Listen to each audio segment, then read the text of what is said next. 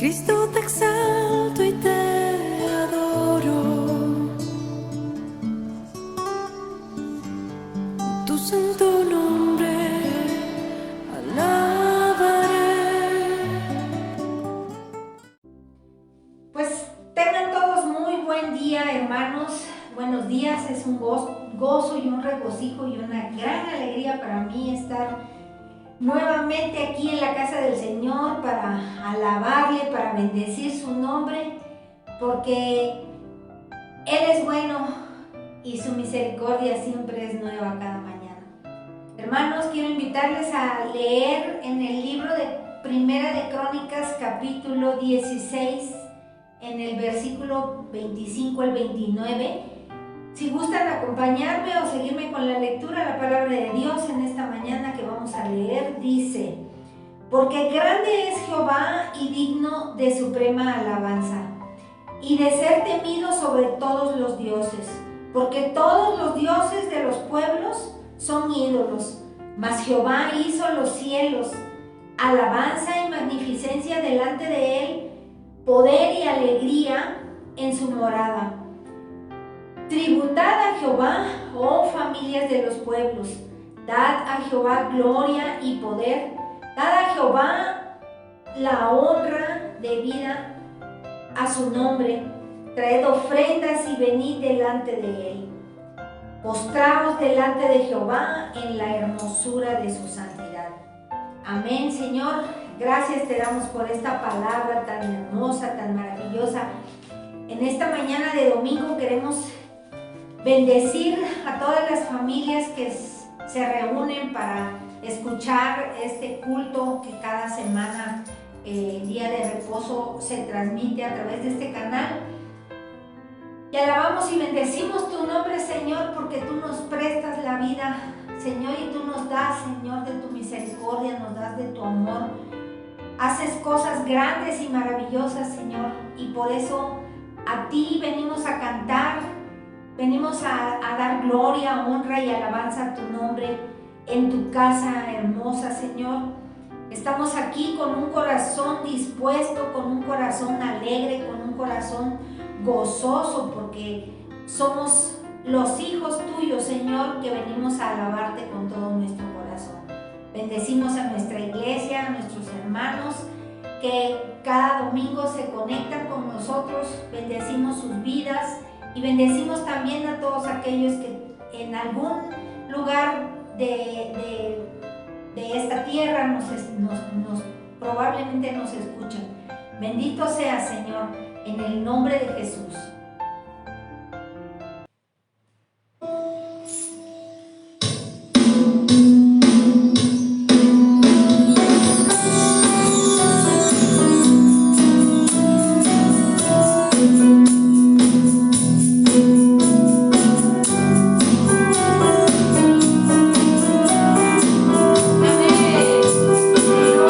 Dios nos mostró aquí.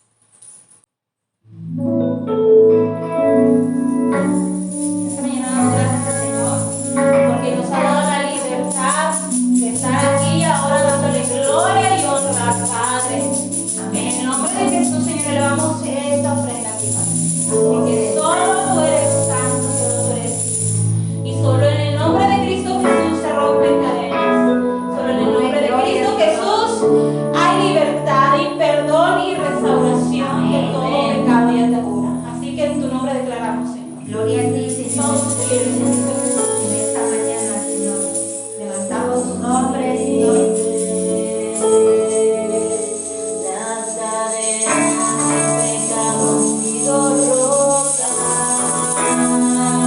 Señor, somos libres.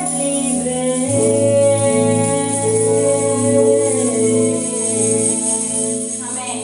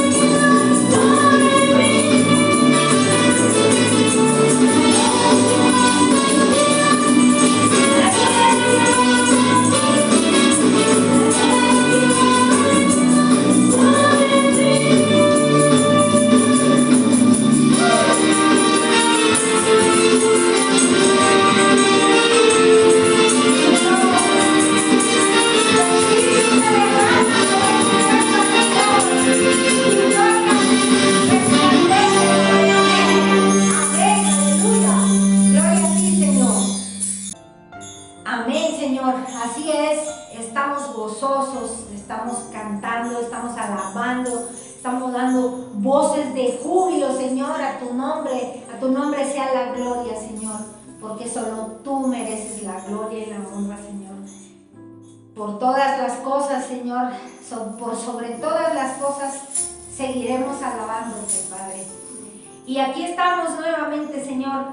Queremos invitarles a nuestros hermanos para que leamos en el libro de Romanos, capítulo 8, en el versículo 15 al 18. Dice así la palabra del Señor: pues no habéis recibido el espíritu de esclavitud para estar otra vez en temor, sino que habéis recibido el espíritu de adopción, por el cual clamamos: Abba, Padre. El Espíritu mismo da testimonio a nuestro espíritu de que somos hijos de Dios. Y si hijos, también herederos, herederos de Dios y coherederos con Cristo. Si es que padecemos juntamente con Él, para que juntamente con Él seamos glorificados. Pues tengo por cierto que las aflicciones del tiempo presente no son comparables con la gloria venidera de nosotros, ha manifestado el Señor. Amén, Padre, aleluya, Señor, porque tú nos das ese espíritu de poder, Señor, en tu nombre, Señor. En tu nombre alabamos tu nombre esta mañana, Señor, y clamamos: Abba, Padre, porque tu espíritu es el que da testimonio de que tú estás entre nosotros, de que somos tus hijos, que somos tus herederos, Señor.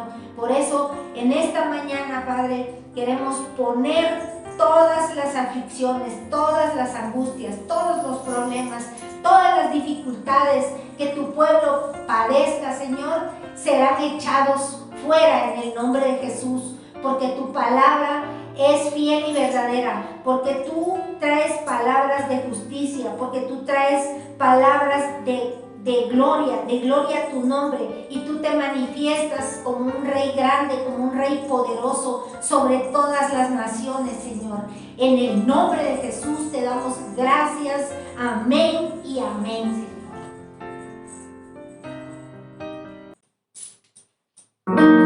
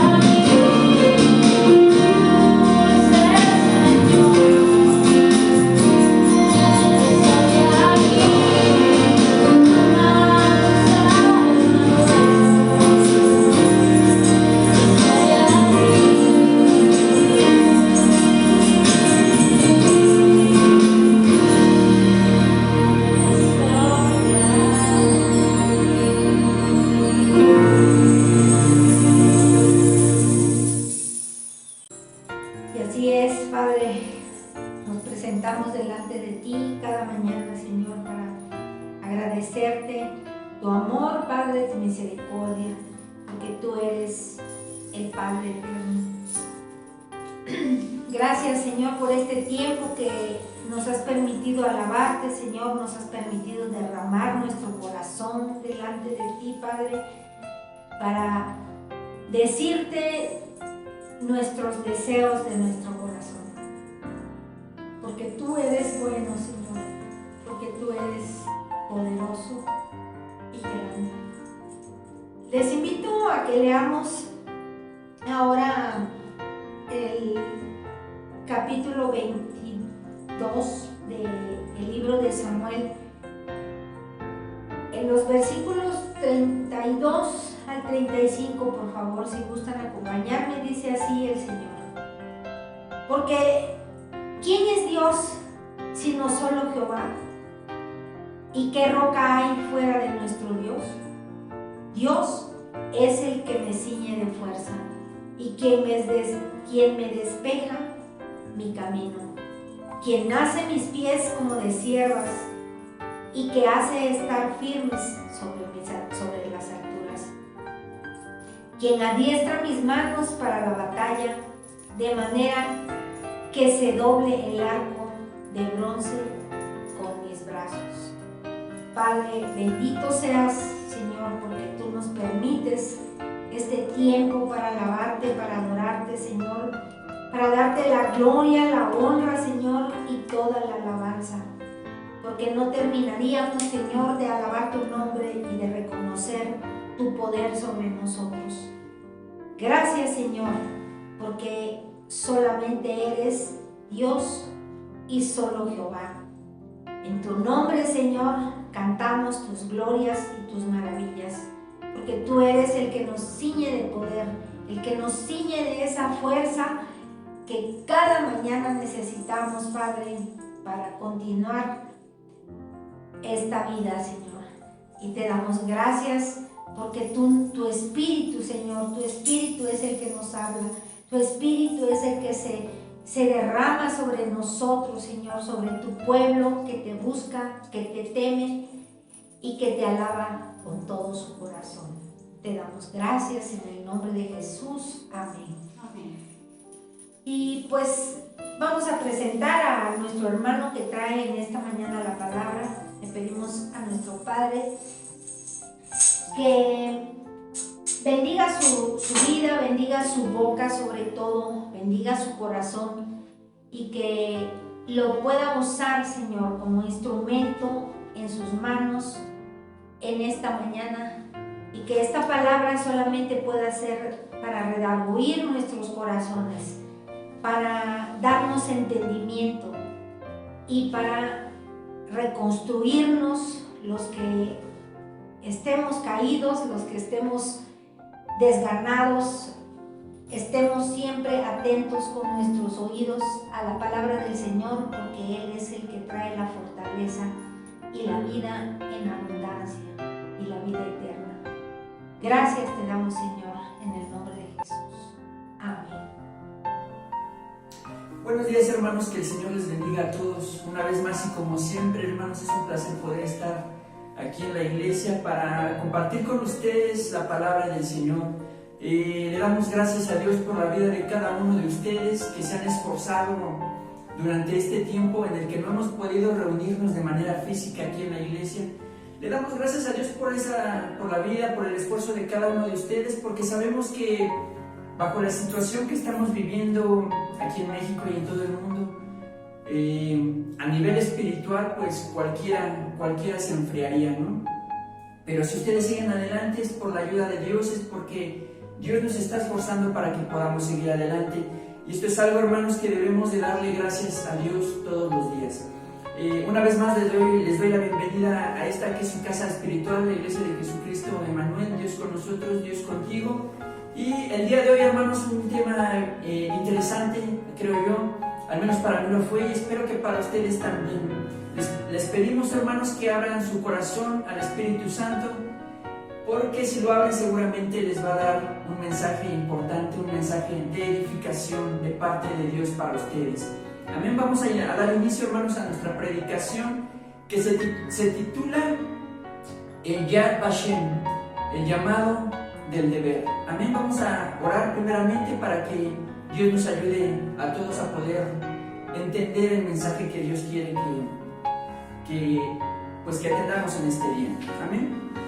Señor, te damos gracias en esta mañana, en este día, Señor, por permitirnos reunirnos una vez más, Señor, como iglesia.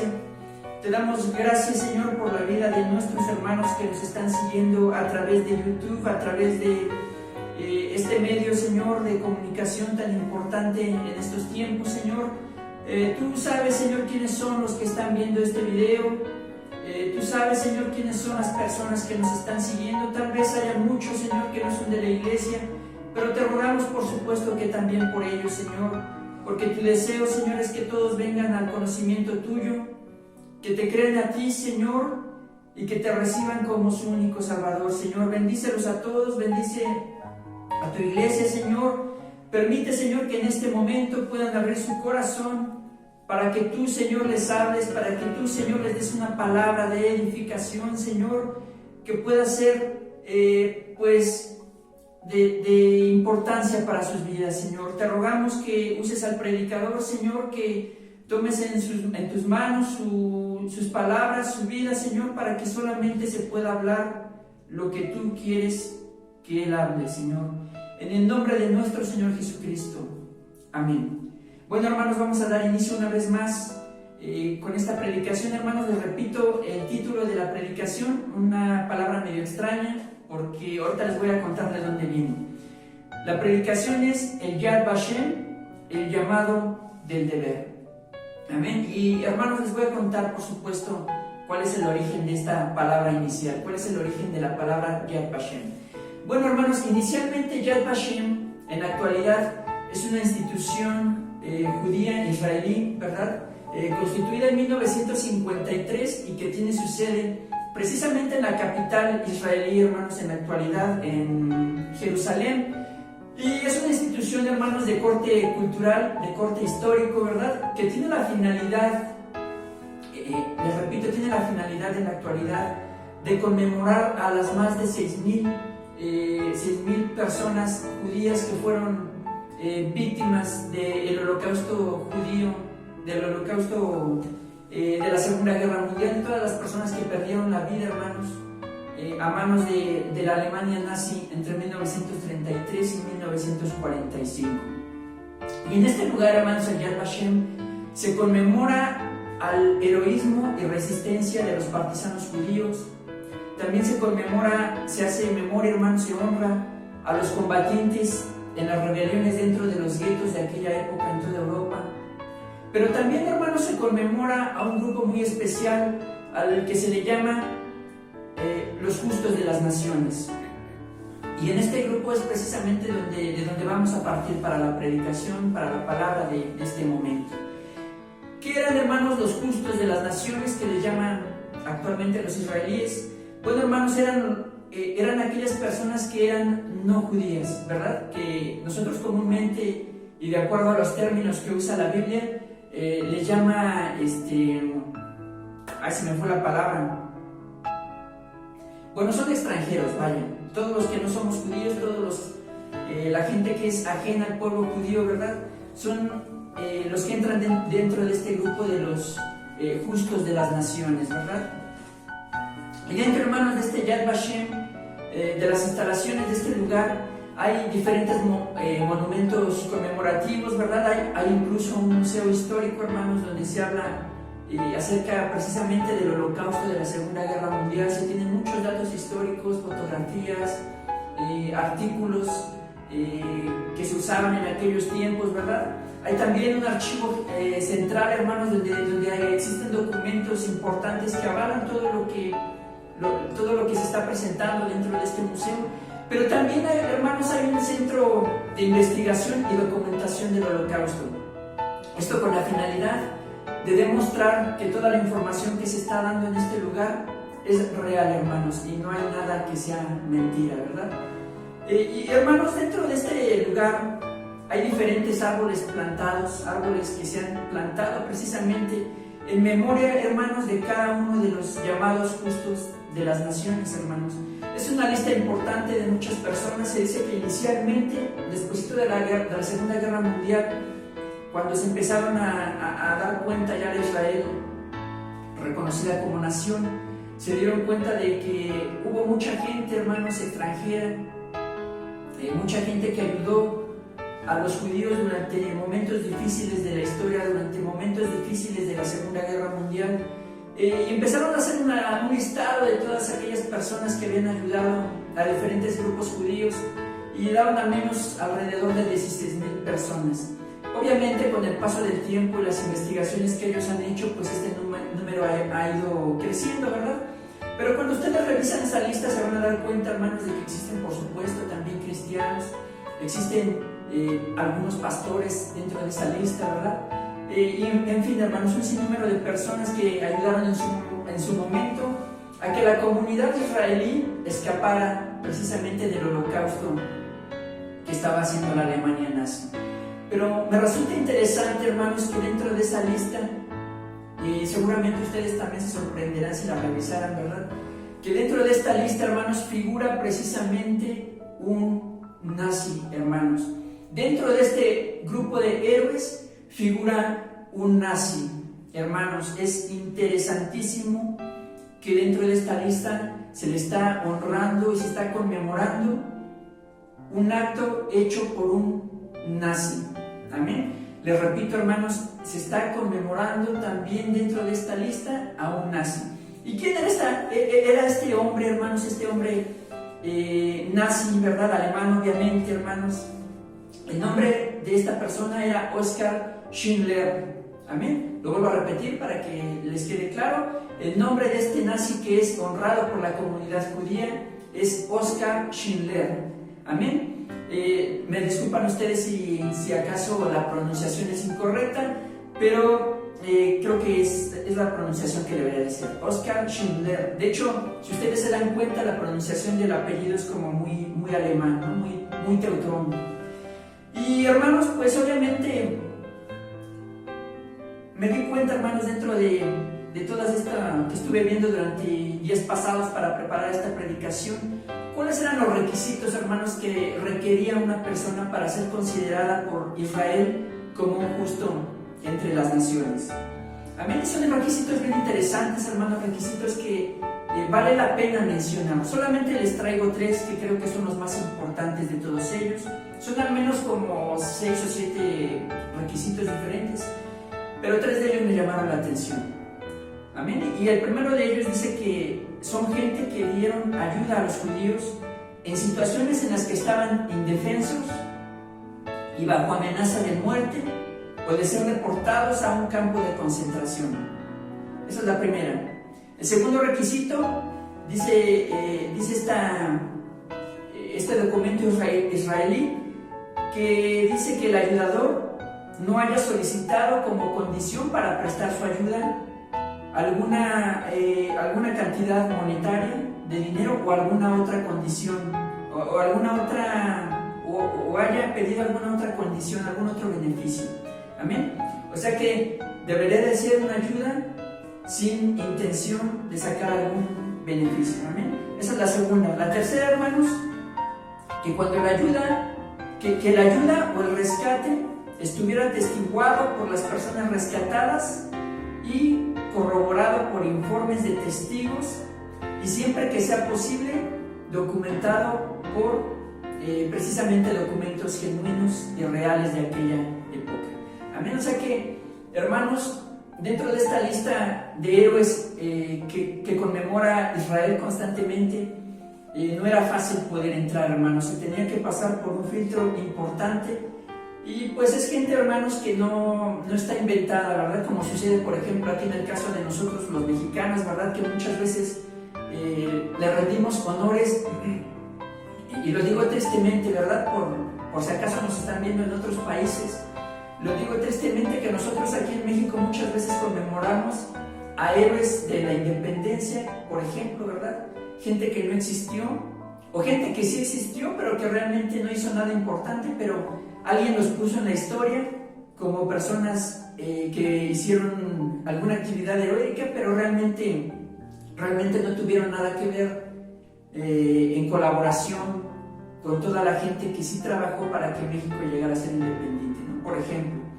Pero Israel, hermanos, sí tiene héroes reales, por eso es que se tiene que pasar un filtro importante como este que les estamos mencionando, para que haya gente que pueda ser reconocida como un héroe en la historia de Israel. ¿Amén? Y esto que les estoy diciendo, hermanos, son los requisitos para reconocer, como les vuelvo a repetir, a los justos de las naciones. Gente que básicamente eran extranjeros. ¿Amén? ¿Y qué fue lo que hizo, hermanos, Oskar Schindler para ser reconocido como un justo entre las naciones? Les voy a platicar un poquito acerca de él. No les voy a dar detalles para no extenderme mucho, ¿verdad? Pero era un hombre, hermanos, de origen checo. Cuando él nació en un territorio que actualmente le pertenece a la República Checa. De hecho, si ustedes buscan en Google su biografía, hay algunas biografías que dicen que él era austriaco. Y esto dicen las biografías porque durante la época en la que él nació, el territorio checo era ocupado por lo que en aquellos años era el Imperio Austrohúngaro. Por eso hay algunas biografías donde dicen que él era austriaco, pero realmente nació dentro del territorio que actualmente ocupa la República Checa. Pero al ser descendiente de alemanes, siempre mantuvo y conservó su nacionalidad alemana. Les vuelvo a repetir, incluso el sonido de su apellido se escucha muy alemán, ¿no? Schindler. Y nos cuenta la historia, hermano, nos cuenta su biografía, que él se unió al partido nazi en 1939, ¿verdad?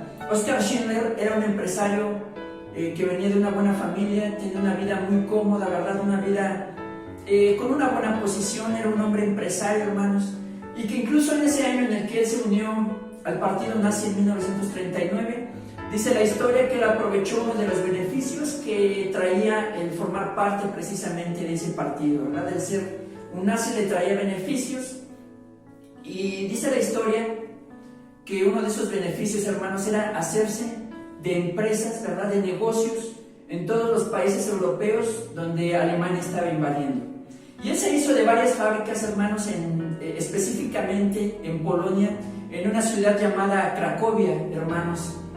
En Cracovia, Polonia, él tenía una fábrica donde, por cierto, tenía empleados a muchos judíos. Digo, básicamente todos los empleados de esa planta que él tenía en Polonia eran judíos. Él había contratado a judíos inicialmente porque la mano de obra que ellos tenían, de acuerdo a lo que cuentan, ¿verdad?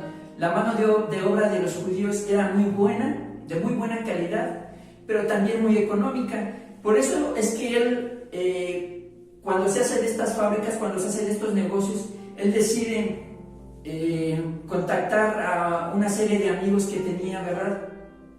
Para reunir judíos y pues contratarlos para que trabajaran en su fábrica. Él iba a tener mano de obra de muy buena calidad, pero también muy económica. Hermanos, y nos dice la historia también, ¿verdad?, que cerca de esta fábrica de Cracovia que él tenía, Cracovia, Polonia, ¿verdad?, había un gueto, hermanos, que era un lugar donde se concentraban judíos, ¿verdad? La Alemania nazi tenía concentrados a judíos. Era un lugar diferente a los centros de concentración donde los mataban, ¿verdad? En estos lugares, en estos guetos, había judíos que vivían ahí. Los alemanes los tenían concentrados ahí. Y dice que, cuenta la historia, hermanos, que cerca de esta fábrica de Cracovia había un gueto precisamente donde había muchos judíos. Y un día, hermanos, cuando Schindler salía del trabajo, iba de camino a su casa, ¿verdad? Iba a pie. Dice que pasó cerca de este lugar, de este gueto que había cerca de su fábrica. Y se dio cuenta, hermanos, de la manera en la que los soldados alemanes maltrataban y mataban a los judíos de ese lugar, ¿verdad? Se dio cuenta del odio que le tenían los nazis a los judíos de este gueto, ¿verdad? Pero también se dio cuenta, hermanos, lo que a él más le llamó la atención era cómo le tenían odio a sus mismos trabajadores, ¿verdad? Cuenta su biografía, hermanos, que cuando él se dio cuenta del maltrato del que eran víctimas los judíos, a él le vino un pensamiento, un sentir en su corazón, hermanos. Siendo él un hombre del mundo, le vino un pensamiento, un sentir a su corazón. Y ese pensamiento, hermanos, fue tratar de rescatar, fíjense ustedes, tratar de rescatar a sus trabajadores de este tipo de abusos del que eran víctimas muchos judíos, hermanos. Porque dice él, cuenta la historia que él se dio cuenta de cómo incluso los soldados jugaban a tirarle a los judíos que se encontraban a lo lejos, ¿verdad? Con sus escopetas, con sus rifles para matarlos a lo largo de la distancia, ¿verdad? Él se dio cuenta de este tipo de abusos y dice que le dolió en el corazón, hermanos, todo este tipo de cosas, y él se dio a la tarea de consagrarse a una actividad específica, y que fue precisamente el rescatar a sus trabajadores de este tipo de abusos, ¿verdad? Y del odio que la comunidad alemana les tenía en aquellos tiempos, ¿verdad? Y hermanos, pues esta fábrica siguió trabajando durante algunos años, ¿verdad? Hasta que en 1944 dicen, ¿verdad?, que Oskar Schindler se dio cuenta de lo peligroso, hermanos, que era esa zona de Cracovia, ¿verdad?, en Polonia, para la seguridad de sus trabajadores judíos. Así que, hermanos, con ayuda de sus influencias, de influencias que tenía dentro del mismo partido nazi, dentro del mismo gobierno, ¿verdad?, de la Alemania de aquellos tiempos, porque era un hombre que no solamente tenía una buena posición, sino que era un hombre que tenía buenas relaciones con gente del mismo partido, ¿verdad?, con nazis importantes de aquella época, cuenta la historia, y también, hermanos, con gobernantes importantes que estaban cerca de Hitler, ¿verdad? Y haciendo uso, hermanos, de esos contactos que él tenía, pues solicita, hermanos, un permiso al gobierno alemán para mover su fábrica de ese lugar, de Polonia, ¿verdad?, a otra zona de Europa. Porque les repito, él la consideraba una zona de alto riesgo para sus trabajadores judíos. Amén. Hermanos, así que él pide el traslado de esa fábrica con el argumento siguiente. Dice la historia que él le contó a sus contactos nazis, ¿verdad?, que sus trabajadores eran importantes, como a pesar de ser judíos, eran importantes para la Alemania nazi de aquellos tiempos, ya que él pretendía, por la buena mano de obra que ellos ofrecían, él pretendía iniciar una fábrica que construyera armas y municiones. Era algo que le iba a ayudar a la Alemania de aquellos tiempos. Y dando este argumento, hermanos, es que logran darle el permiso para que mueva esa fábrica de Cracovia a otra zona de Europa, hermanos. Y con la ayuda de uno de sus trabajadores más cercanos, ¿verdad?, uno de sus trabajadores de confianza, ¿verdad?, logran armar una lista, hermanos, de alrededor de 1,200 judíos. Cuenta su biografía que era una lista en la que figuraban alrededor de 800 varones judíos y entre 300 y 400 mujeres judías, que suman más o menos los 1,200 personas judías. Una lista de 1,200 personas judías. Ustedes ya, me imagino que ya ya les llegó a la mente un recuerdo, ¿verdad? La famosa, hermanos, lista de Schindler, que se hizo famosa precisamente por una película de Steven Spielberg a principios de los años 90. Si ustedes no la han visto, yo les recomiendo, hermanos, que la vean, porque les va a dar una idea de todo lo que hizo este hombre en favor de la comunidad judía de aquellos años. La van a encontrar en la tienda de Android, en la tienda de Apple. Yo la vi durante la semana en la tienda de Apple. Creo que cuesta alrededor de 150 pesos, o sea, no es mucho. Y ya saben ustedes que tiene la opción de poderla descargar a una memoria externa. Es una película que yo en lo personal no he visto. Sí he escuchado muchos comentarios que dicen que es muy buena, ¿verdad? Y sería interesante verla, hermanos, porque nos va a dar una idea, como les vuelvo a decir, de lo que hizo este hombre en favor de la comunidad israelí. Hermanos, y resulta que, como les vuelvo a decir, que logra obtener el permiso, ¿verdad?, del gobierno alemán para mover esa fábrica a otra zona de Europa, pero con ese argumento que yo les contaba, hermanos. Logra salvar precisamente a esos 1,200 judíos, hermanos, del Holocausto, ¿verdad? Porque según se cuenta, hermanos, que Alemania constantemente hacía patrullajes, ¿verdad?, buscando judíos, buscando gente que escondiera judíos, ¿verdad?, para reunirlos en campos de concentración y finalmente eliminarlos, ¿verdad?, como todos ustedes lo saben, ¿verdad? Pero Oskar Schindler, con con este acto que hizo, logra mover, hermanos, a estos 1200 judíos a otra zona de Europa para tratar de salvar a los hermanos de las constantes patrullajes alemanes, de los constantes patrullajes nazis que se hacían en la zona de Polonia donde originalmente tenía esta fábrica. Amén. Y resulta, hermanos, que ya varios años después, ya con la nación israelí reconocida precisamente como nación, ¿verdad? Cuenta la historia que en 1962, ya cuando Israel tenía una lista de todas las personas, de muchas personas que les habían ayudado en años difíciles de la Segunda Guerra Mundial, logran contactar, hermanos, en 1962 a Schindler, y pues le hacen una invitación, hermanos, para que él viaje a Israel y planten un árbol, hermanos, como les decía hace un momento, un árbol en memoria, hermanos, de la labor, del servicio que él hizo en favor de la comunidad israelí. De hecho, si ustedes alguna vez tienen la oportunidad de viajar a Israel, sería interesantísimo, hermanos, que fueran a este museo, hermanos, porque hay muchos árboles plantados dentro de este lugar, ¿verdad? Del Yad Vashem, y cada uno de esos árboles plantados, hermanos, conmemoran a uno de estos hombres a los que les consideran justos de las naciones. Y hay un árbol precisamente plantado en memoria de Oskar Schindler. Hermanos, un árbol que se plantó cuando todavía él estaba con vida, ¿verdad?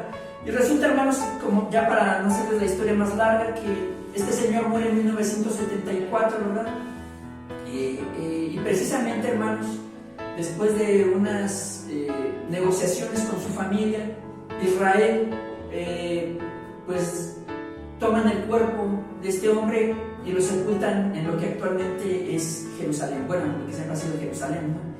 Lo sepultan en un panteón, hermanos, bien importante para la comunidad israelí, porque solamente, bueno, no estoy seguro, pero creo que solamente personas importantes están sepultadas en ese panteón. Incluso en ese panteón donde está sepultado Schindler, están también los restos del rey David, nada más para que se den una idea de la gente importante que hay sepultada en ese panteón que les estoy hablando. Y de hecho, hermanos, su tumba es una de las más visitadas por los turistas que viajan todo el tiempo a Israel, ¿verdad? Van a ver las tumbas de los grandes héroes de Israel de toda la época, ¿verdad? Incluyendo incluso les vuelvo a repetir la historia, la tumba del rey David, ¿verdad? Y es visitada, hermanos, por turistas, pero también se cuenta que es visitada constantemente por los descendientes de estos 1200 judíos que él salvó. Hermanos, Israel es una nación agradecida, una nación, hermanos, que nunca se olvida de todos aquellos que le hicieron algún servicio importante. Y esto, hermanos, demuestra precisamente que ellos son así, ¿verdad? Que no se olvidan de las personas que en su momento les ayudaron. Hermanos, vamos a leer Isaías capítulo 56, versos 5 al 8, que es precisamente el pasaje bíblico de donde saca Israel precisamente esta palabra, el Yad Vashem. Es una palabra de origen hebreo, del hebreo antiguo, ¿verdad? Que precisamente sacan de este pasaje de las Escrituras. Dice la palabra así, Isaías 56, versos 5 al 8, dice: les daré dentro de las paredes de mi casa, dice Dios, les daré dentro de las paredes de mi casa un recordatorio y un nombre, mucho más grande del que hijos o hijas pudieran darles, pues el nombre que les doy es eterno, nunca desaparecerá. Vamos a leer una vez más este primer versículo para que ustedes vayan entendiendo más o menos lo que significa Yad Vashem. Dice: les daré dentro de las paredes de mi casa un Yad Vashem, mucho más grande del que hijos o hijas pudieran darles, pues el Yad Vashem nunca desaparecerá. Entonces, Yad Vashem, hermanos, es una palabra del hebreo antiguo que significa nombre perpetuo, nombre eterno. Amén. Versículo 6. También bendeciré a los extranjeros, dice el Señor, también bendeciré a los extranjeros que se comprometan conmigo, quienes me sirvan y amen mi nombre, quienes lo adoren y no profanen el día de descanso, y quienes se mantengan fieles a mi pacto, Los llevaré a mi monte santo de Jerusalén y los llenaré de alegría en mi casa de oración. Aceptaré sus ofrendas quemadas y sus sacrificios, porque mi templo será llamado casa de oración para todas las naciones. Pues el Señor soberano que hace volver a los marginados de Israel dice: traeré a otros también, además de mi pueblo Israel. Hermanos, y es un pasaje súper interesante, es un pasaje padrísimo que yo jamás le había tomado tanta atención, hermanos. Y es que estamos acostumbrados a que los predicadores y nuestros hermanos pastores nos enseñan que las promesas escritas en la Biblia solamente son para el pueblo de Israel o para la iglesia de la actualidad, o sea, para el pueblo de Dios, ¿no? Pero hermanos, este pasaje nos hace ver una cosa completamente diferente a esto que regularmente enseñamos, hermanos, porque todo este pasaje, el capítulo 56 del profeta Isaías, hermanos, nos habla de una promesa maravillosa que hace Dios, pero que la deja abierta para todo el mundo en general, hermanos. No solamente para la Israel terrenal, no solamente para la iglesia de Jesucristo, sino que es una promesa, una oferta que Dios le hace a todo el mundo en general, hermanos, incluyendo gente atea, gente que no conoce a Dios. Amén.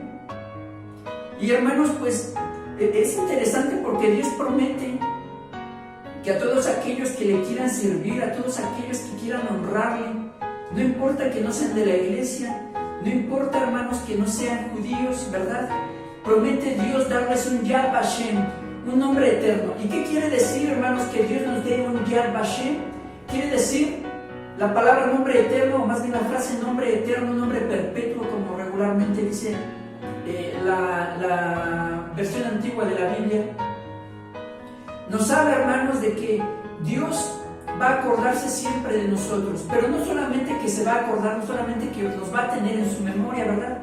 Sino que se va a acordar cada vez que ustedes leen en la Biblia la palabra Dios acordó o Dios le dio un nombre eterno a alguien, ¿verdad? Se van a dar cuenta que no solamente Dios se va a acordar de ellos, sino que lo que quiere Dios hacer a través de esta palabra, a través de darles un Yad Vashem a la gente, ¿verdad?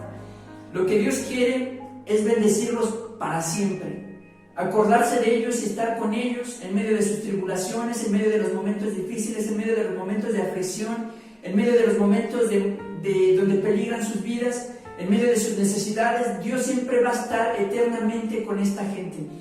Por eso es importante, hermanos, el Yad Vashem, porque no quiere decir solamente que Dios se va a acordar y ya lo va a dejar en el olvido. Bueno, no solamente, es contradictorio, ¿no?, lo que acabo de decir. No, a lo que me refiero es a que Dios no solamente se va a acordar y ya, no, ahí se va a quedar la cosa, sino que Dios se va a acordar para bendecirte y estar contigo siempre, hermanos, que es finalmente lo que todos deseamos y queremos de parte de Dios, que Dios se acuerde de nosotros, de nuestras necesidades, que se acuerde de nosotros en nuestras enfermedades, que se acuerde de nosotros en nuestras aflicciones, ¿verdad? Y etcétera, etcétera, etcétera. Si ustedes revisan la Biblia y los pasajes paralelos donde se habla acerca de que Dios se acordó, por ejemplo, Dios se acordó o Dios tuvo memoria de, ¿verdad? Se van a dar cuenta de que cada vez que Dios hace esto es para bendecir a alguien. Por eso, hermanos, es bien importante este pasaje de las Escrituras que les estoy leyendo. No se los voy a leer todo completamente, pero es bien interesante, hermanos. Por ejemplo, les digo que el versículo 1 y 2 de este pasaje del profeta Isaías nos habla de obedecer su palabra. Imagínense ustedes, nos habla de obedecer su palabra. Versículo 3 específicamente de este pasaje nos habla de proclamar su nombre, ¿verdad? El versículo 4 nos habla de escoger lo que Dios escoge, lo que Dios quiere para la vida de cada uno de nosotros. Amén. Tomen en cuenta todo esto que les estoy diciendo porque es interesante. Y finalmente el versículo 2 y 4 de este pasaje, hermanos, nos habla de guardar el día de reposo. A todos los que hagan esto, hermanos, judíos o no judíos, de la iglesia o no de la iglesia, hermanos, Dios promete darnos un Yad Vashem, un nombre eterno. Y si ustedes me permiten, hermanos, yo cuando leía este pasaje, hermanos, me daba la impresión de que Dios lo hacía como con cierto deseo, hermanos, un deseo ferviente, un deseo ardiente, porque haya gente que se comprometa con Él. Y precisamente, hermanos, este pasaje, básicamente, si ustedes lo leen detalladamente, yo les pido que si lo van a leer, lo lean sobre todo en versiones como por ejemplo la versión de Dios habla hoy, donde pueden ustedes ver claramente que este pasaje nos habla de forma general de compromiso, hermanos, que es precisamente lo que hace Oskar Schindler. Por eso les leía la introducción inicial, les hablaba un poco acerca de su biografía, porque es lo que hace este hombre, hermanos, comprometerse con Israel a salvar la vida de 1200 judíos. Digo, básicamente nos habla de servicio, nos habla de compromiso y nos habla de sacrificio este pasaje. Y son cualidades, hermanos, son tres cosas importantes con las que cumple la vida de Oskar Schindler, hermanos, para ser considerado un héroe nacional para Israel, siendo él un nazi.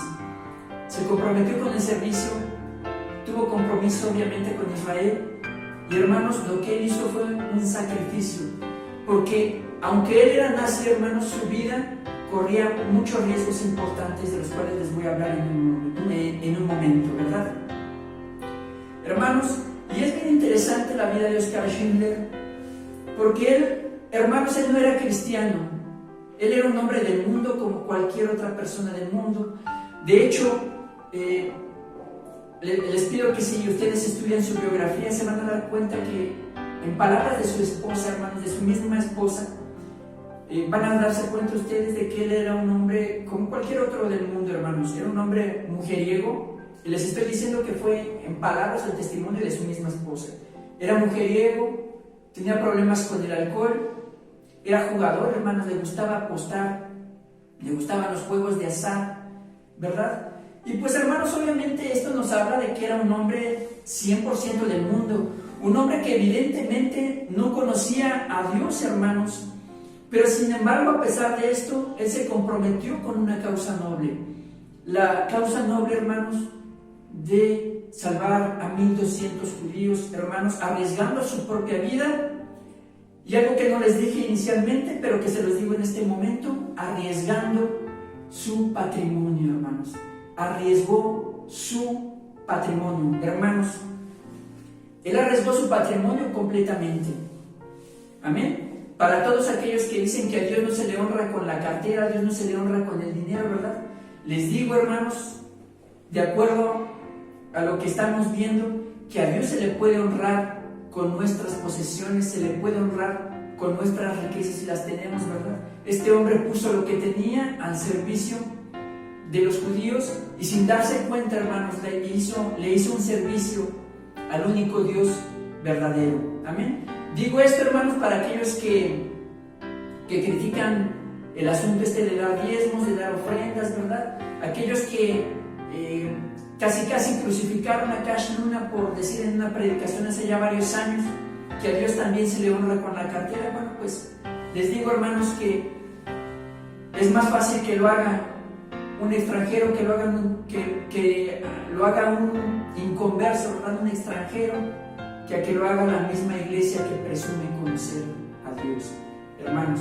Pero la verdad es esa, hermanos, para vergüenza de nosotros como iglesia, lo digo, ¿verdad? Lamentablemente, hermanos, muchos de nosotros ni siquiera queremos ofrendar o diezmar, y hay hombres del mundo que no conocen a Dios, que hacen un servicio en favor, en este caso de Israel, pero este hombre, hermanos, sin darse cuenta, les vuelvo a repetir, le hizo un servicio a Dios, un servicio que hasta el día de hoy es recordado y honrado por el pueblo judío. Amén. Y una prueba, hermanos, de que Dios cumple su palabra, de que Dios bendice a los extranjeros, ¿verdad? Lo van a encontrar, hermanos, en Ruth capítulo 1, verso 16. Amén. Espero que ya lo tengan en sus casas. Capítulo 1 del libro de Ruth, versículo 16, ¿verdad? Lo interesante, hermanos, es que Dios hace esto aun cuando esa promesa que les estoy leyendo del profeta Isaías todavía no estaba escrita, porque la historia de Ruth se desarrolla muchos cientos de años antes de que el profeta naciera. Amén. pero Dios le da a Ruth un Yad Vashem también. Dice la palabra así, pero Ruth respondió, no me pidas, le decía a su suegra Noemí, no me pidas que te deje y regrese a mi casa y regrese a mi pueblo. A donde tú vayas, yo iré. Donde quiera que tú vivas, yo viviré. Tu pueblo será mi pueblo y tu Dios será mi Dios. Una palabra, hermanos, que nos habla de compromiso de parte de Ruth, de compromiso de no dejar sola a su suegra, que era una mujer anciana, ¿verdad? Se compromete esta mujer a ver por ella, ¿verdad? A pesar de que ya había quedado viuda. Una mujer que se compromete también, hermanos, con honrar al único Dios verdadero, siendo ella una mujer extranjera, porque ella, si no mal recuerdo, ella era una moabita, si no mal recuerdo, ¿verdad? Y ustedes van a ver, hermanos, la manera en la que Dios la bendice a través del libro que lleva su nombre, ¿verdad? Pero también, hermanos, ustedes revisan todos los descendientes de esta mujer, la genealogía del rey David, ¿verdad? Su árbol genealógico. Se van a dar cuenta ustedes que de esta mujer desciende precisamente el rey David, hermanos. O sea que Dios nunca se olvidó del sacrificio que hacía esta mujer por alguien de su pueblo y por él mismo, ¿verdad? Porque ella se compromete, hermanos, a dejar sus dioses, a dejar sus costumbres paganas para honrar al único y verdadero Dios. Y esto es algo, hermanos, que conmueve el corazón de Dios. Hermanos, la iglesia de Jesucristo fue llamada, como ustedes lo pueden ver a lo largo de las Escrituras, fue llamada, hermanos, al servicio. Amén. De hecho, Jesús es de lo que más nos habla durante los evangelios. Nos habla de que fuimos llamados al servicio, ¿verdad? ¿Y cuántos de nosotros no quisiéramos servirle a Dios? ¿Verdad?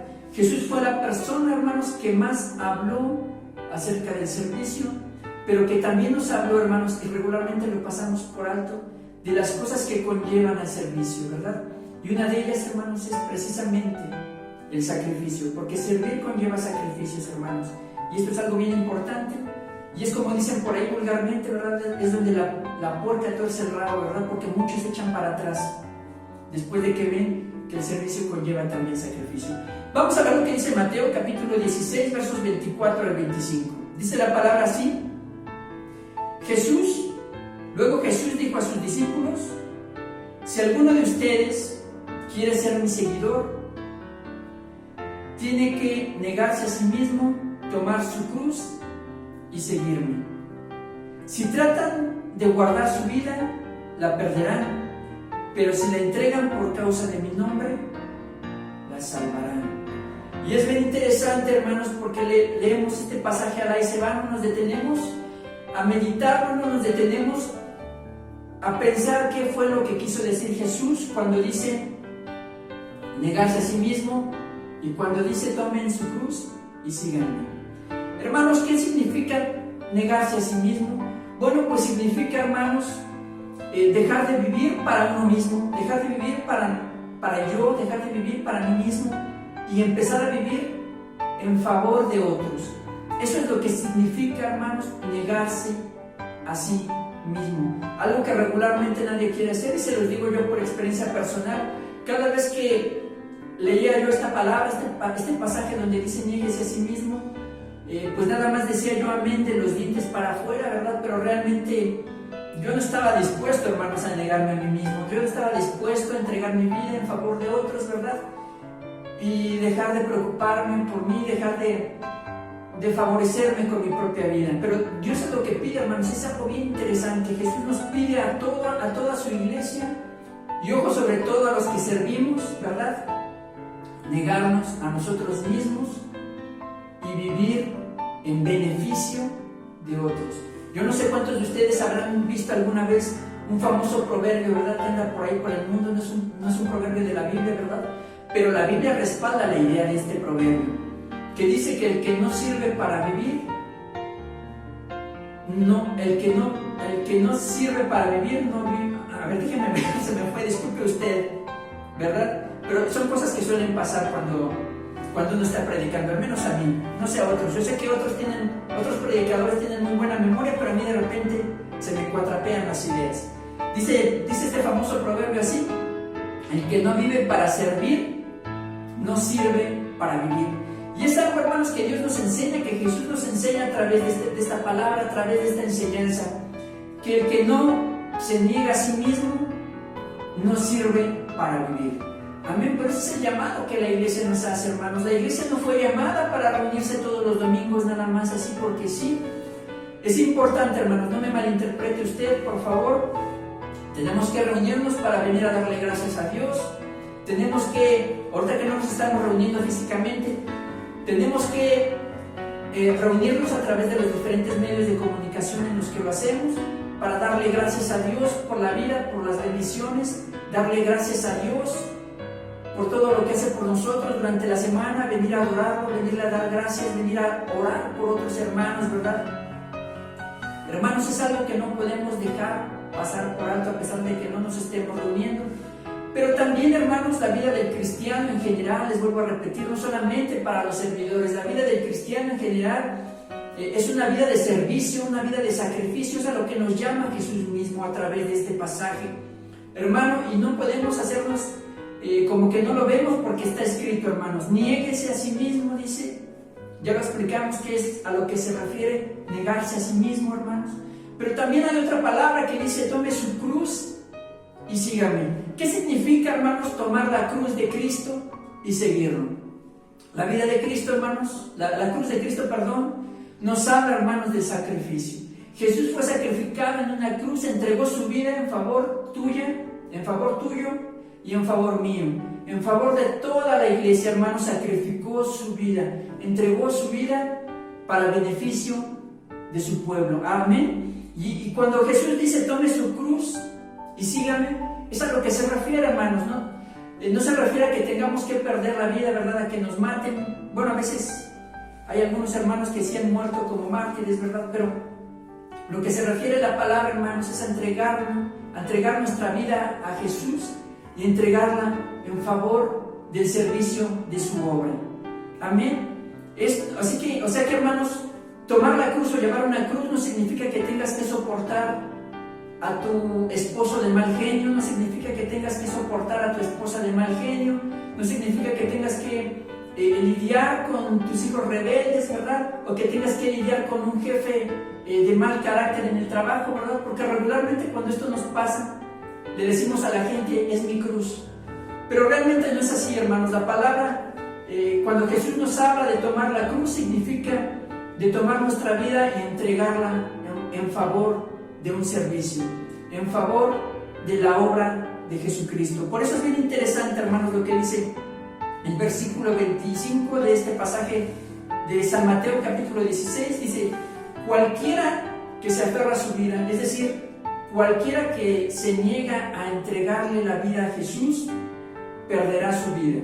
Yo no lo digo, lo dice Jesús, ustedes lo pueden ver en ese pasaje, pero si entregan su vida por causa de mi nombre, y no se la vas a entregar a cualquiera, hermano, se la vas a entregar a Jesús, se la vas a entregar a Dios, aquel del que tú presumes que es digno de tu confianza, ¿no? Tú sabrás si la entregas o no.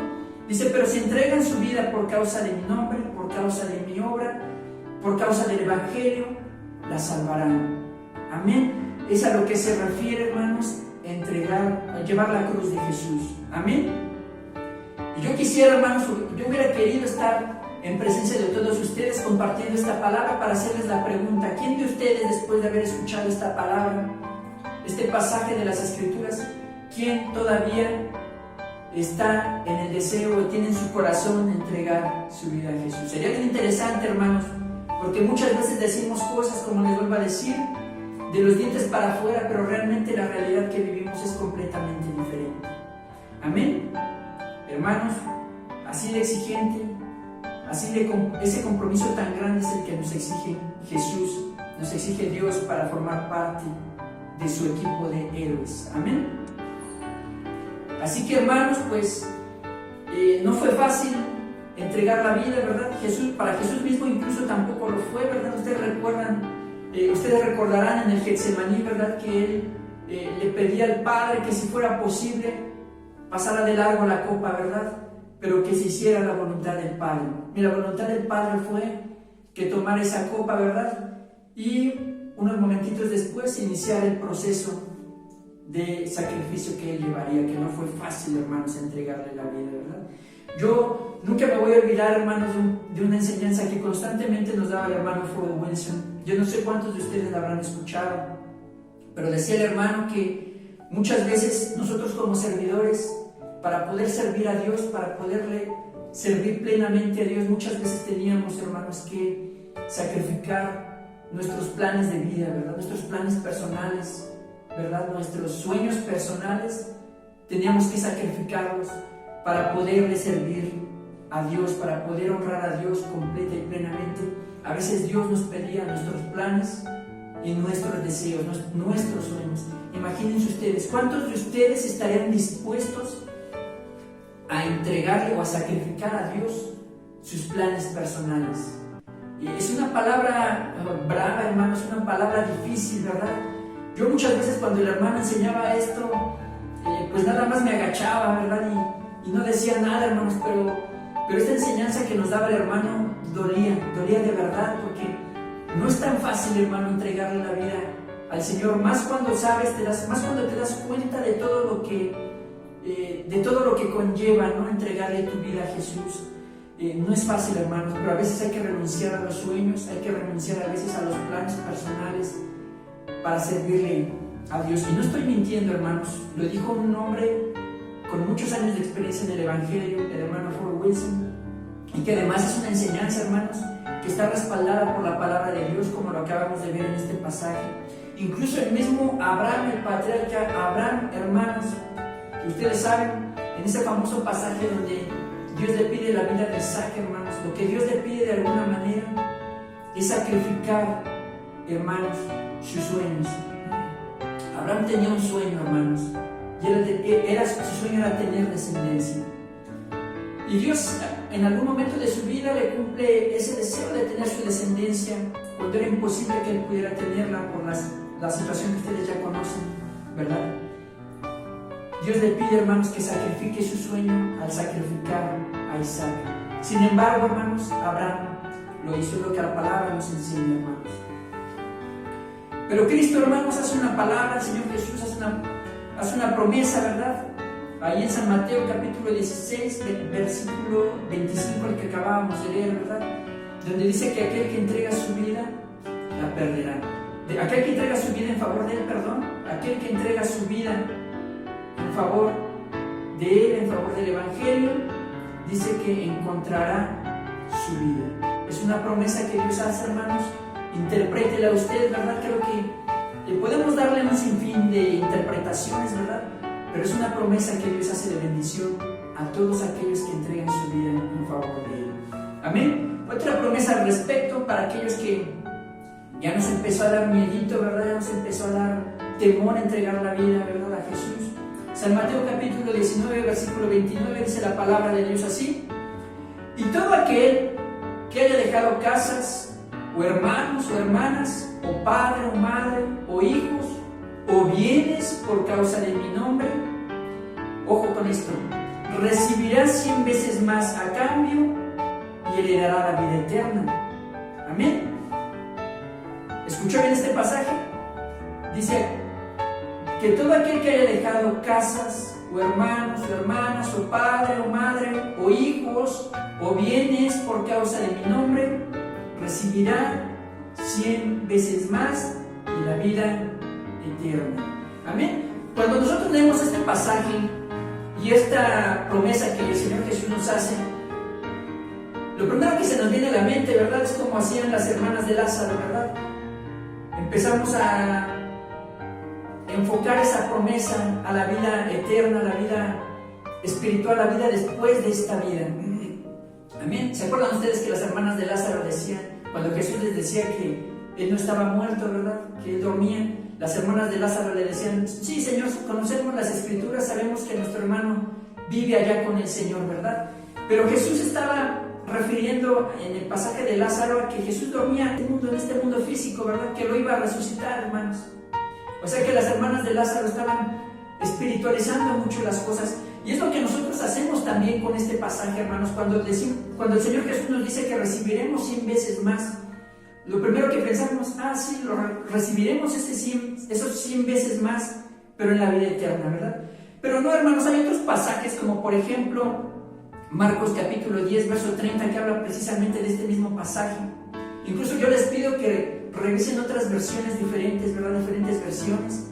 Pero hay algunas versiones y otros pasajes, como este que les vuelvo a repetir, de Marcos 10:30, donde el Señor Jesús es claro y les dice: recibirán 100 veces más en este siglo, dice la palabra, en este siglo, es decir, en este momento, en esta vida, recibirán 100 veces más y además heredarán la vida eterna.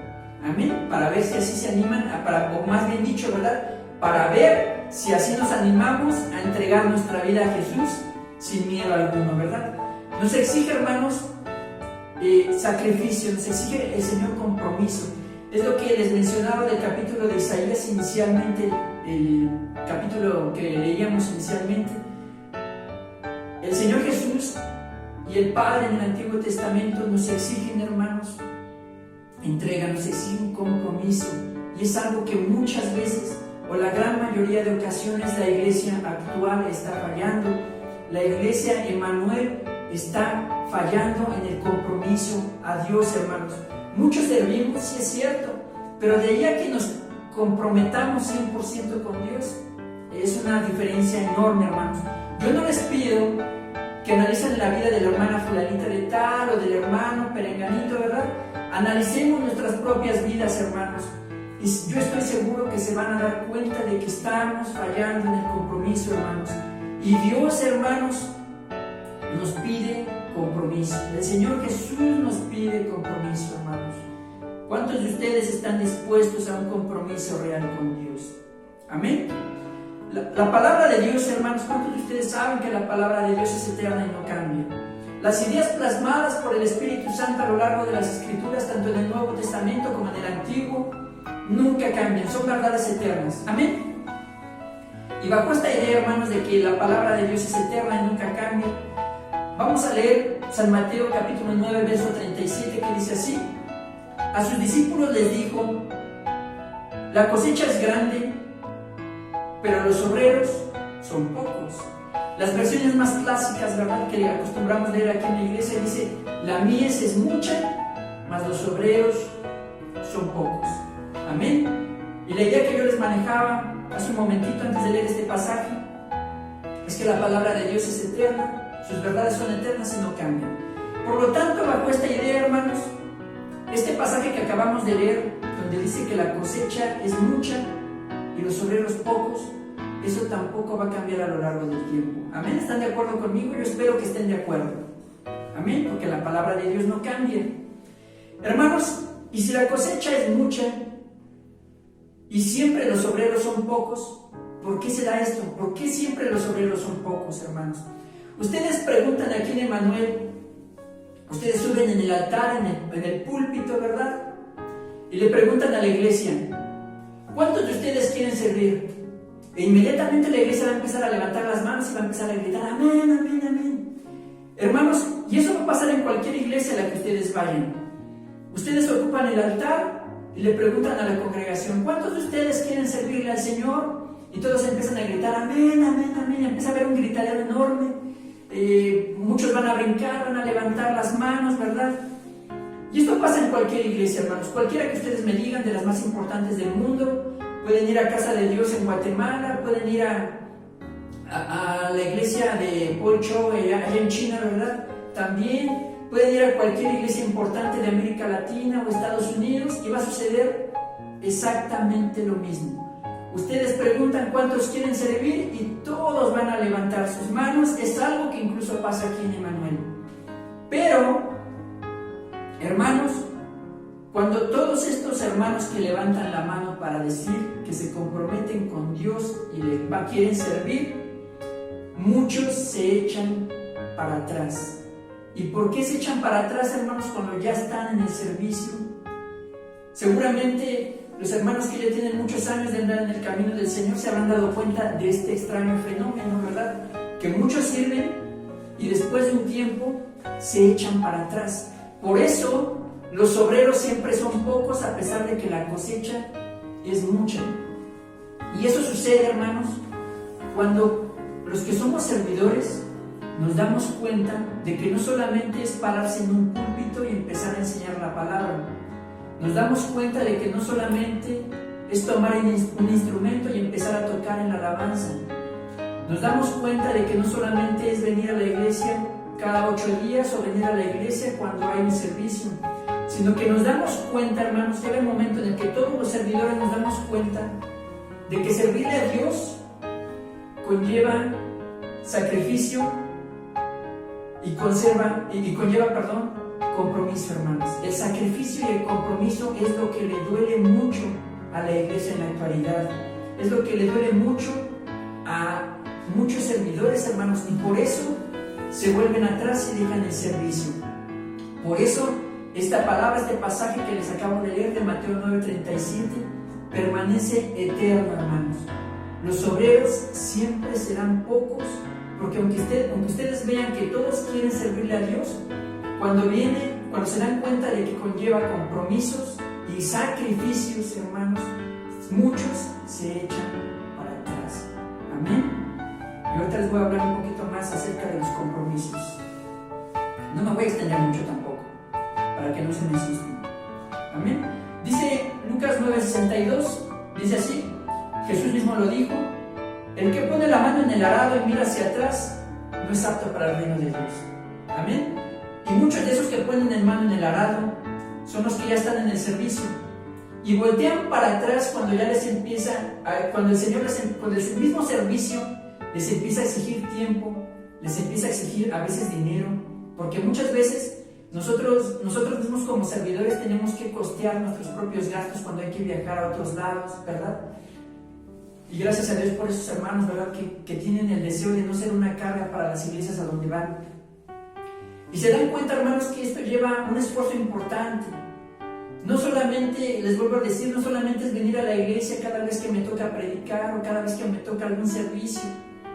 Es una vida que, la vida de servidor de Dios, no solamente es aquí adentro, sino que también se extiende a nuestra vida personal. Y nos exige, hermanos, sacrificio, nos exige entrega, nos exige tiempo, nos exige esfuerzo, hermanos. Y muchos que ya tienen el arado en las manos, hermano, es cuando se voltean hacia atrás y dice el Señor Jesús, esos que voltean hacia atrás no son dignos del servicio a Dios. Hermanos, porque tenemos que seguir adelante confiando en el Señor. Alguien que voltea hacia atrás es como la esposa de Lot, una mujer que ciertamente va hacia afuera, va en camino al reino de Dios, va en camino a la salvación, pero que voltea hacia atrás porque extraña la vida del mundo.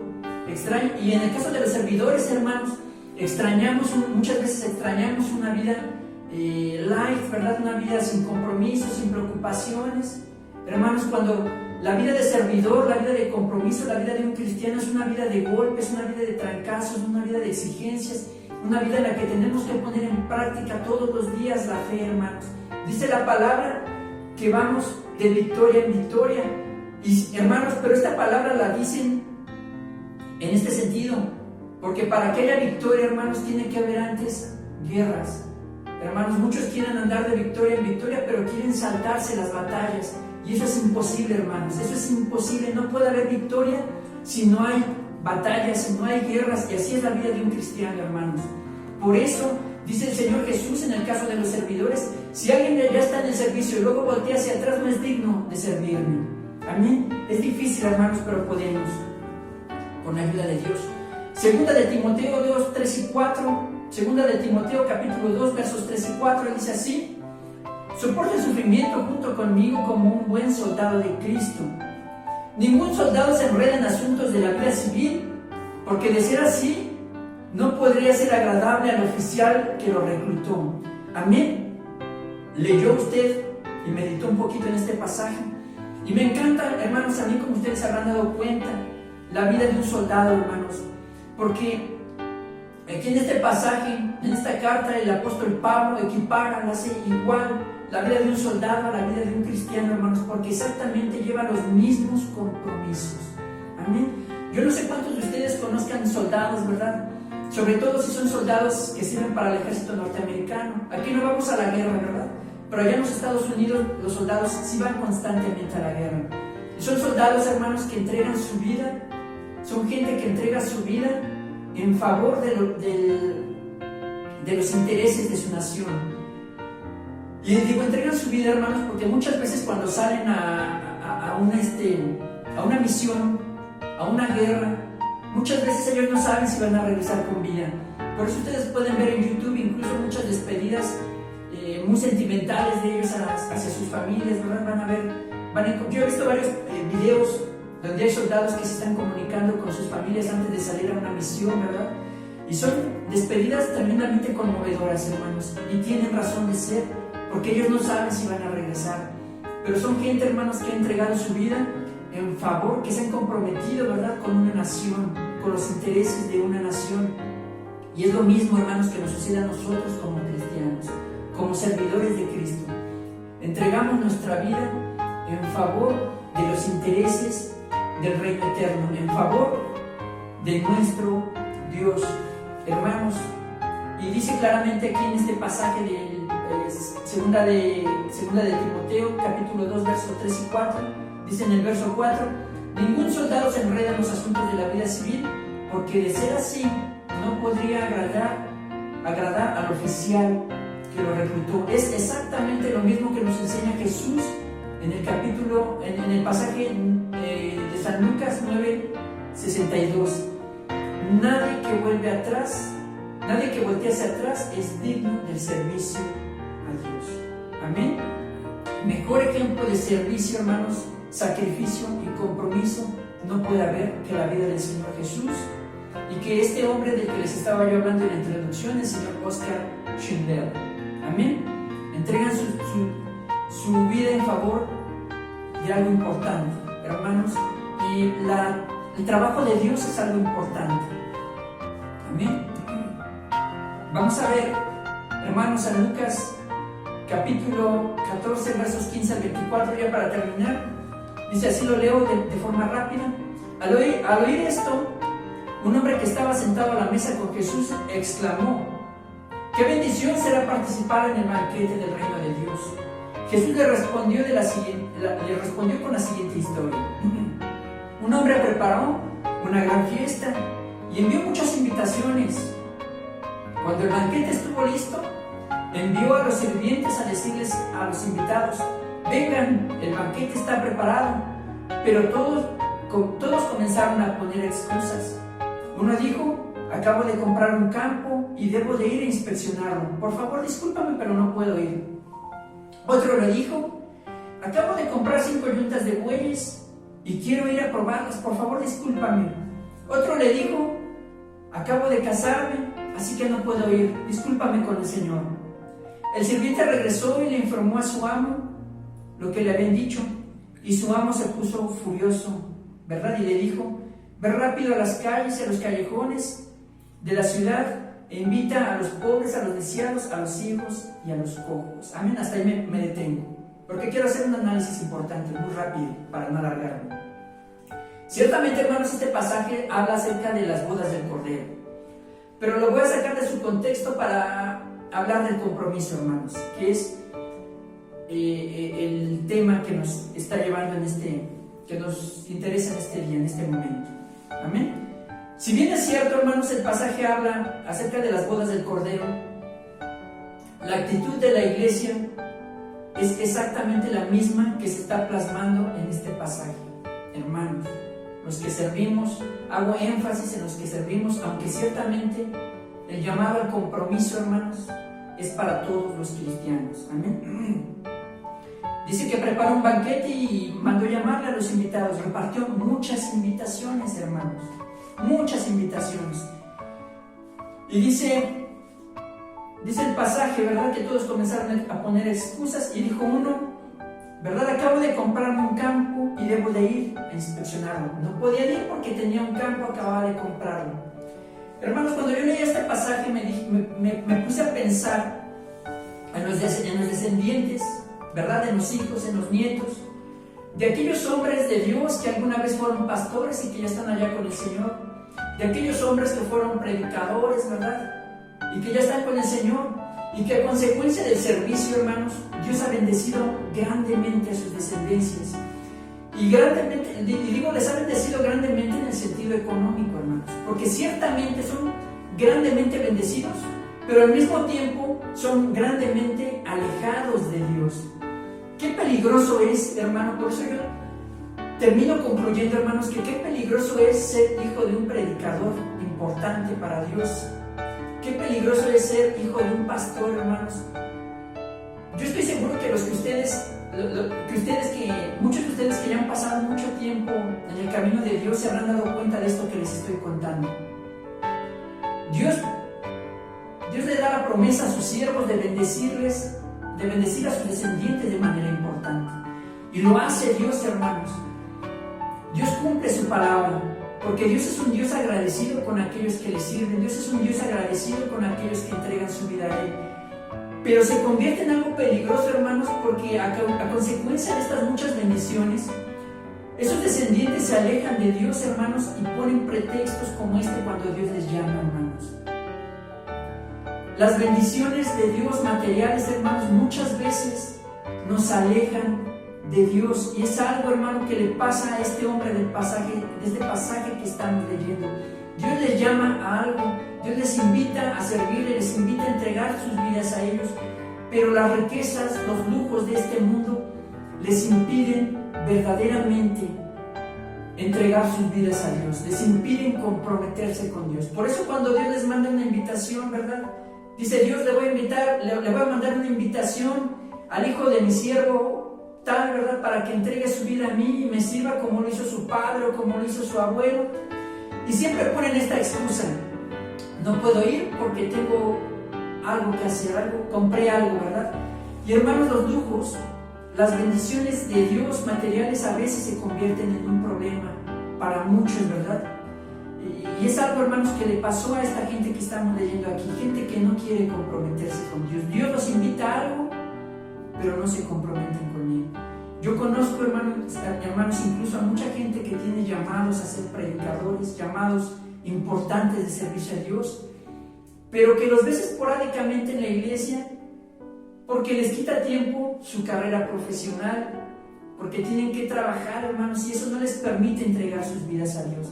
Por eso les digo que a veces la bendición de Dios puede ser un poco peligrosa si no la manejamos de manera adecuada. Y este hombre, hermanos, al comprar un terreno, ¿verdad? Dice, acabo de comprar un campo y debo ir a inspeccionarlo. Nos habla de aquellos, hermanos, que no se comprometen con Dios porque las riquezas, porque las bendiciones materiales son un estorbo para que puedan comprometerse con Dios. Amén. Más adelante dice que otro compró una yunta de bueyes y dijo, quiero ir a probarlas, no puedo atender la invitación del Señor, discúlpame. Nos habla, hermanos, de aquellos que ponen como excusa su trabajo, ¿verdad? ¿Cuántos de nosotros a veces no le pedimos a Dios la bendición de tener un buen trabajo? Y muchas veces, hermanos, ese buen trabajo con el que Dios nos bendice también nos deja muy buenas ganancias. Pero a veces, hermanos, como vemos que nos da buenas ganancias, nos concentramos tanto en ese trabajo, ¿verdad? Dedicamos tantas horas y tanto tiempo a ese trabajo que nos está dejando muchísimo dinero, ¿verdad? Y preferimos atender a ese trabajo, a esa bendición que Dios nos dio, ¿verdad? Preferimos atender a esa bendición en lugar de atender a aquel que da las bendiciones.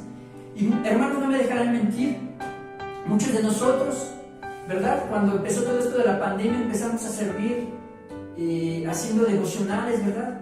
Y después poco a poco se empezaron a ir haciendo menos y menos y menos y menos y menos, ¿verdad? Al grado de que a algunos se les ha cargado un poquito más el trabajo a consecuencia de esos que dejaron de servir, porque pusieron muchas veces de pretexto el exceso de trabajo, hermanos. Tenemos que ser sabios con nuestro tiempo y de empezar a darle lugares de importancia a lo que verdaderamente lo merece.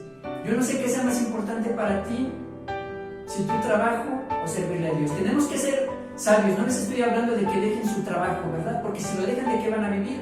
Por eso les digo que tenemos que ser sabios de acuerdo a Dios. Amén. Pero muchos hermanos ponen de pretexto sus trabajos. Yo les comentaba hace un rato, ¿verdad? De aquellos que ponen de pretexto el trabajo que tienen, su trabajo profesional, ¿verdad? Dios les dio la bendición de tener una carrera profesional, pero dedican tanto tiempo a su carrera profesional que cuando Dios les llama no lo atienden, no atienden al llamado que Dios les hace, hermanos.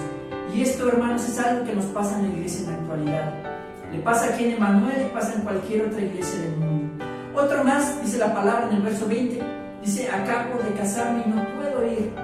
Este pasaje, hermanos, este último hombre nos habla acerca de los placeres, ¿verdad?, de la vida, de los placeres que ofrece la vida. Y no solamente me refiero a placeres de tipo sexual, ¿verdad?, porque este hombre se acababa de casar, sino que les estoy hablando de todo tipo de placeres, ¿verdad? De cuántas veces no nos da flojera ir a la iglesia, ¿verdad? Porque nos sentimos cansados, acabamos de llegar del trabajo y queremos quedarnos en la casa, ¿verdad?, a ver una buena película, o a ver un partido de fútbol, ¿verdad?, a ver por ejemplo, el Supertazón, ¿verdad? Regularmente yo me acuerdo que cuando nos congregábamos en las tardes, ¿verdad?, era justamente la hora en la que empezaba el Supertazón. Y a mí como me encantan, hermanos, los Supertazones, pero yo prefería, me tenía que esforzar, ¿verdad?, en perderme el Supertazón para ir a la iglesia a darle gracias a Dios.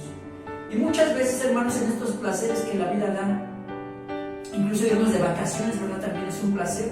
Muchas veces nos vamos de vacaciones y dejamos tirado el servicio que tenemos, ¿verdad? No les avisamos a los hermanos hasta que estamos allá en Cancún o en Acapulco, pero dejamos tirado nuestro trabajo en la iglesia. ¿Por qué? Por los placeres de la vida. Preferimos los placeres de este mundo antes que atender el compromiso que tenemos con Dios. Por eso, hermanos, tenemos que ser sabios y empezar a poner en orden lo que es más interesante para nosotros. Les vuelvo a repetir, no critiquen la vida de otros hermanos, vamos a analizarlo nosotros personalmente. Amén. Y dice este pasaje, hermanos, que el Señor se puso furioso y empezó a hacer invitaciones a los pobres, a los lisiados, a los ciegos y a los cojos. Y yo cuando leía este pasaje, hermanos, inmediatamente lo relacioné con el pasaje inicial de Isaías, que les vuelvo a decir, no es un pasaje, no es una invitación, no es una promesa que solamente Dios le hace a la iglesia, no solamente es una promesa, hermanos, una invitación para el pueblo judío, sino que a mí me llamó la atención mucho y se me hizo extraño, porque Dios da una promesa que la deja abierta para el mundo en general.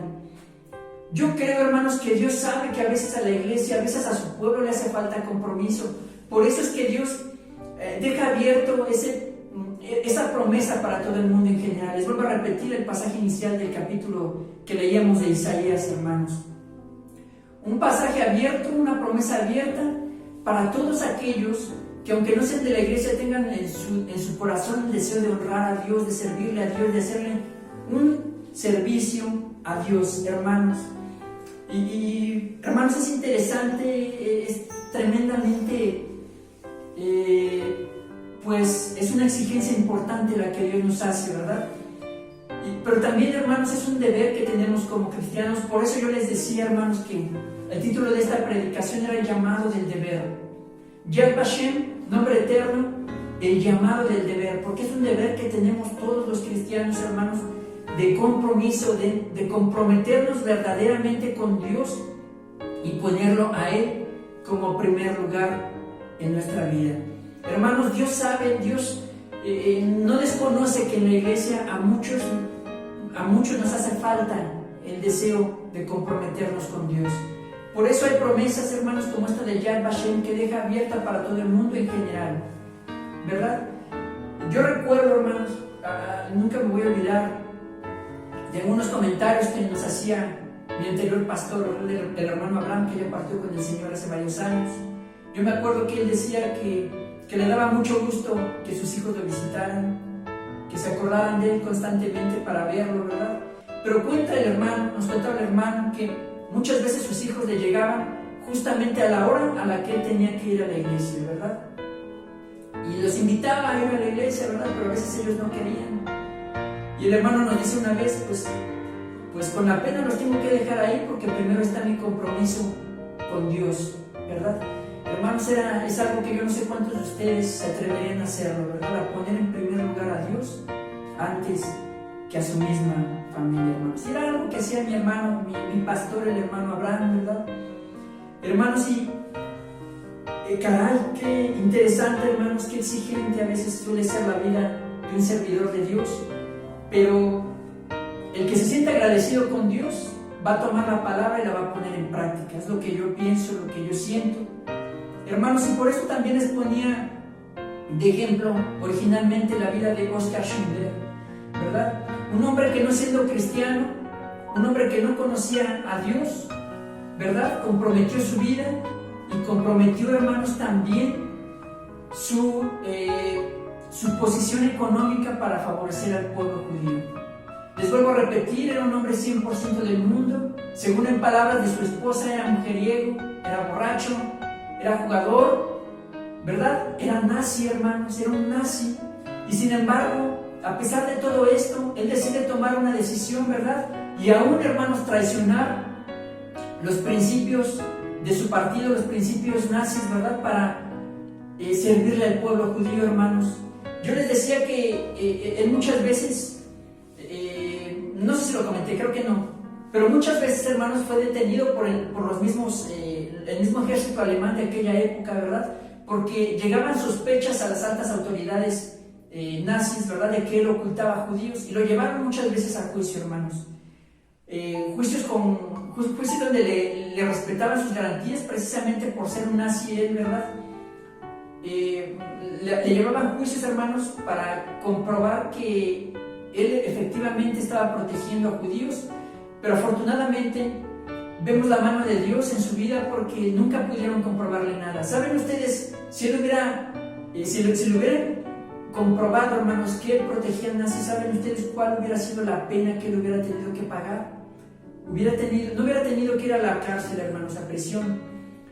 La pena por ocultar a judíos, por proteger a judíos, era directamente la muerte.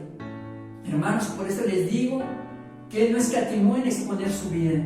Él la expuso y Dios lo respaldó, hermanos, porque él murió muchos años después, murió en 1974, ¿verdad?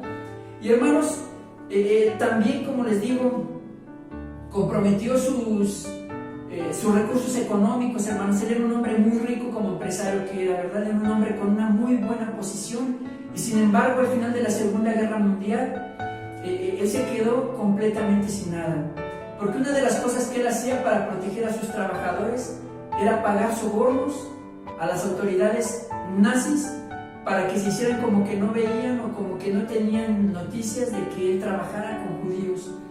Y hermano, se quedó en la ruina después de la Segunda Guerra Mundial, que incluso cuando se dio cuenta de la comunidad judía, ya algunos años después, ya siendo reconocidos como una nación, cuando se dieron cuenta que a consecuencia del servicio que él había hecho se había quedado sin nada, ellos deciden estar ayudando económicamente a Schindler, hermanos. Y pues es conmovedor, hermano, la historia. Es un hombre que, les vuelvo a repetir, siendo él un hombre del mundo, ¿verdad? Él no tenía ningún interés como nosotros, ¿verdad? Que a veces le servimos a Dios, pero con intereses, ¿verdad? Le servimos a Dios si Dios contesta mi oración. Le servimos a Dios si Dios me da una casa. Le sirvo a Dios si Dios me convierte en profesionista. Le sirvo a Dios, pero si Dios me cumple mis sueños, ¿verdad? Le sirvo a Dios si Dios me da una esposa guapa. Le sirvo a Dios si Dios me da un marido, ¿verdad? Y cosas por el estilo. Siempre le cobramos a Dios nuestro servicio. Esa es la realidad, hermanos. Por eso les pido que analice usted su vida, porque este hombre alemán no fue así. Este hombre ni siquiera conocía a Dios. Este hombre no tenía ni la más mínima idea de si el Dios de los judíos era real o no. Él simplemente tuvo en su corazón el buen corazón de salvar a 1200 judíos, y lo hizo, hermanos, exponiendo su vida y quedando en la ruina. Amén. ¿Cuántos de ustedes se comprometerían con Dios verdaderamente, hermanos? Porque Dios nos demanda compromiso. Amén. Solamente quisiera orar a Dios para terminar, hermanos. Y yo les pido que todos aquellos que quieran un Yad Vashem de parte de Dios, un nombre eterno, ¿verdad?, delante de Él, empecemos a orar, hermanos, en este momento. Señor, te damos gracias por esta predicación que ha sido expuesta. Tú conoces nuestros corazones, Señor, conoces si somos comprometidos contigo o no. Pero te pedimos, Dios, que aquellos que tengan un corazón comprometido, aquellos que, Señor, tengan en su corazón el deseo de verdaderamente poner en tus manos su vida, Señor, les ayude, Señor. Tomes en sus manos sus corazones, Señor, les bendigas grandemente, Señor. Les hables a través del poder de tu Espíritu Santo, Señor, para que ellos puedan seguir adelante a pesar de las pruebas, a pesar de las luchas que la vida nos presenta, Señor. Y aquellos, Señor, que quizás no tienen el deseo, Señor, de entregar sus vidas a ti, Señor, después de haber escuchado esta palabra, te rogamos, Señor, que el poder de tu Espíritu Santo abra sus vidas, trate con ellos, Señor, porque sabemos, Dios, que tú eres el mejor pagador del mundo, Señor. No hay nadie que pague mejor que tú, Señor, y tú no eres un Dios malo, Señor, sino un Dios bueno, Señor. Ayúdanos como iglesia, Señor, ayúdanos como pueblo tuyo a verdaderamente comprometernos contigo, Señor. Porque tu promesa es grande, Señor, darnos un Yad Vashem, Señor, un nombre eterno, un nombre que siempre estará contigo, Señor, siempre estará presente en tu memoria y en tu corazón, Señor. Bendice a tu pueblo, bendice a esta iglesia, Señor, y bendice a todos los que nos están viendo en este momento, Señor. En el nombre del Señor Jesucristo. Amén. Bueno, hermanos, que el Señor les bendiga. Sigan los videos que todos los días sube nuestra iglesia. Ustedes ya lo saben, todos los días se sube un devocional diferente, ¿verdad? Para que ustedes mediten, para que ustedes sean bendecidos de parte de Dios. Y los domingos, hermanos, un servicio de alabanza y predicación como el del día de hoy. Amén. Que el Señor les bendiga y hasta la próxima.